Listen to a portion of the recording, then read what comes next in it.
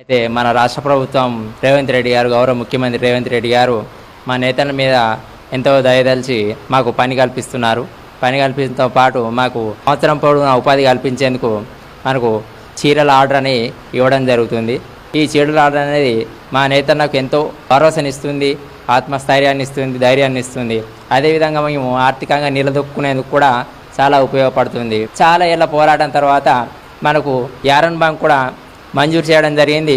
దీనికి చాలా సంతోషిస్తున్నాము మరియు హర్షిస్తున్నాం కూడా. మా మీద దయదలిచి యారన్ బ్యాంక్ ఇచ్చారు. 10% మేము డబ్బులు కడితే 90% సబ్సిడీ కూడా గవర్నమెంట్ ఇస్తుంది. ఇంకా చిన్న చిన్న ఆసాంలకి, నేతన్నలకి ఇంతవరకు చాలా ఉపయోగపడుతుంది.